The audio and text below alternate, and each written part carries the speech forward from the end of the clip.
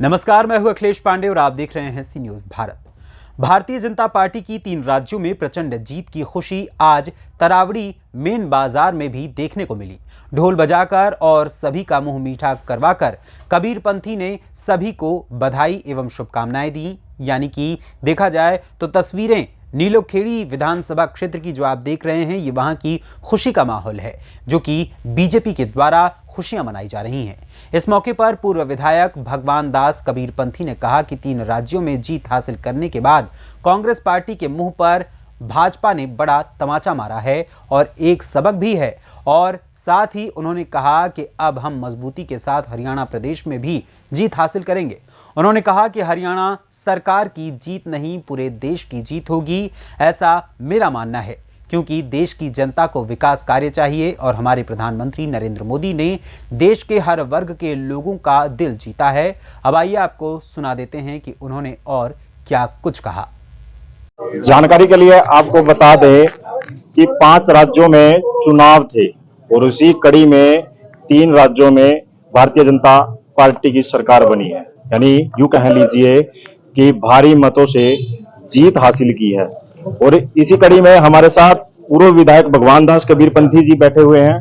और हरियाणा के चुनाव की बात करें, 2024 में चुनाव है और हर पार्टी ने अपनी कमर कस ली है और क्या कुछ तैयारियां चल रही है और क्या कुछ कहेंगे जो भारी मतों से जीत हासिल की है 3 राज्यों में। पहले तो आपको बधाई हो, शुभकामनाएं हो। हाँ जी, चलो बहुत बहुत बधाई आप सबको भी जी। वैसे आज का तो जो ये प्रोग्राम था, आज हमारे नरेंद्र जी थे, पूर्व सरपंच बीड़ नडाना के जी, उनके पोते का जन्मदिन भी था और साथ ही अखंड पाठ का भोग भी आज यहाँ हुआ था। और सभी शहर के और आसपास के गांव के सभी सम्मानित सरपंच, एक्स सरपंच और बहुत से मिलने वाले रिश्तेदार यहाँ सभी मिले थे। पहले तो मेरी नरेंद्र जी को भी बहुत बहुत बधाई और वाहिगुरु से यही प्रार्थना के जिस बच्चे के जन्मदिन के उपलक्ष्य में आज ये प्रोग्राम रखा गया था, उस पर अपनी कृपा रखे।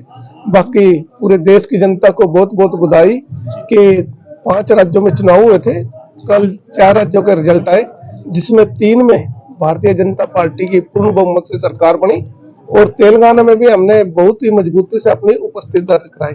इसकी दाव पेच कांग्रेस पार्टी ने बहुत से खेले, लेकिन फिर भी हार का सामना किया। 3 राज्यों में दाव पेच काफी। देखो, उनकी झूठ की राजनीति और गलत बोलना, गलत बयानबाजी करना, ये उनका उल्टा पड़ा। और माननीय प्रधानमंत्री नरेंद्र मोदी जी ने जो बात कहते हैं, जो कहते हैं वो करते हैं और लगातार उन्होंने 9 वर्षों में अपने इस देश की दशा बदली।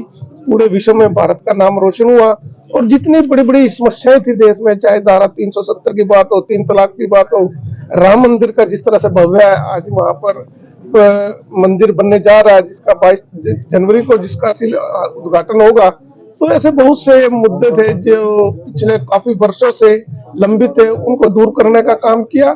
और जो अंतिम गरीब आदमी है, जो बिल्कुल जिसको हर चीज की जरूरत थी, उसके हिस्से का, जैसे कांग्रेस के पूर्व में प्रधानमंत्री रहे स्वर्गीय श्री राजीव गांधी जी कहते थे कि मैं 1 रुपया देता हूं लेकिन 15 पैसे नीचे पहुंचते हैं, लेकिन नरेंद्र भाई मोदी जी ने जो डीबीटी के माध्यम से सीधे 1 रुपया अगर भेजा तो एक आज गरीब आदमी को जो भी योजना है, कोई भी लाभकारी योजना, उसका सीधा उसके खाते में जा रहा है। इसलिए बीच में जो दलाली, जो हेराफेरी होती थी, वो खत्म करने का काम किया। पूरे देश में जिस तरह से हाईवे और जिस तरह सड़कों का जाल बिछाया गया और जिस तरह से लोगों में एक विश्वसनीयता आई पार्टी के प्रति, वो आपने कल रिजल्ट में देखा हुआ कि सिर्फ नरेंद्र मोदी जी की जो एक गारंटी थी, लोगों ने उस पर विश्वास किया। राहुल गांधी जी ने टिप्पणी की है प्रधानमंत्री पर कि जब ऑस्ट्रेलिया का और भारत का मैच था, वो कहा कि एक पनौती बैठ गया था, इसलिए मैच हार गए।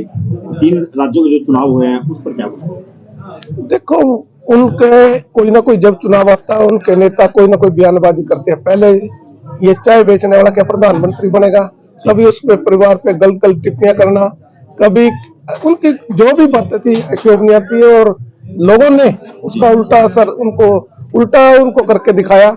नरेंद्र भाई मोदी जी को अपना आशीर्वाद दिया और उनको बिल्कुल टुकड़ा साफ करके इस चीज हरियाणा में चुनाव है 2024 की बात से, तो क्या कुछ असर देखने को मिला? देखो, हरियाणा में लगातार माननीय मुख्यमंत्री जी ने इस प्रदेश के लिए बहुत सी बेहतरीन काम किया है। उन्होंने ऐसी ऐसी व्यवस्थाएं खड़ी की हैं जिससे आज लोगों का भारतीय जनता पार्टी पे विश्वास जगा है। क्योंकि पहले जिस तरह से आप नौकरियों में देखते थे, नौकरियों में पूरा भेदभाव होता था, भ्रष्टाचार था, बिना पर्ची बिना खर्ची के कोई नौकरी नहीं लगती थी। आज 1,10,000 नौकरी हमने बिना खर्ची बिना पर्ची के दी।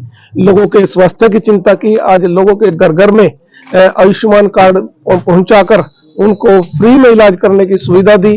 और भाई हमारी बेटियों के लिए, जो हमारी गरीब बीपीएल परिवार की बच्चियां थी, उनके लिए हायर एजुकेशन तक मुफ्त में शिक्षा देने का काम सरकार ने किया। और लगातार स्वास्थ्य पे, शिक्षा पे ये सरकार काम कर रही है। पढ़ी लिखी पंचायतें आई हैं। ट्रांसफर जो बड़े बड़े हमारे एक बड़ा भ्रष्टाचार का जिसमें बोलबाला था, उसको खत्म करने का काम किया। मेरिट के आधार पर और सिस्टम के आधार पर आज नौकरियां भी लगती है और ट्रांसफर भी उस हिसाब से होती है। नीलोखेड़ी विधानसभा में 17 कैंडिडेट उतारती है कांग्रेस पार्टी ने। फिलहाल संहिता कोई फिक्स नहीं किया, आपकी क्या कुछ राय है? देखो, उन्होंने चाहे 17 जो 50 आ जाओ, कोई लोकल कैंडिडेट तो उनके पास आई नहीं। बाहर से लोग यहाँ आकर सब सोच रहे हैं कि हम यहाँ आकर विधायक बन जाएंगे। लेकिन विधायक बनने के लिए काम करना पड़ता है, फील्ड में काम करना पड़ता है, लोगों के दुख सुख में शामिल होना पड़ता है। आज कोई पैसे के दम पे और कुछ अपने बड़ी बड़ी रुतबा दिखाकर सिर्फ दूसरे के नाम से सोचते हैं हम यहाँ विधायक बन जाएंगे। जनता के बीच में जाओ, जनता के बीच में जाकर पता लगता है कि किस तरह से काम किया जाता है। 2024 की फुल तैयारी है भारतीय जनता पार्टी तो जब आज जैसे अभी कल चुनाव हुए, इससे अगले 2028 के लिए फिर से तैयारी शुरू कर देगी। ऐसे ही 2000 जब हमारा चुनाव हुआ था, 2019 में रिजल्ट आया था, तो अगले साल के अगले प्लान के लिए तैयारी शुरू कर दी थी।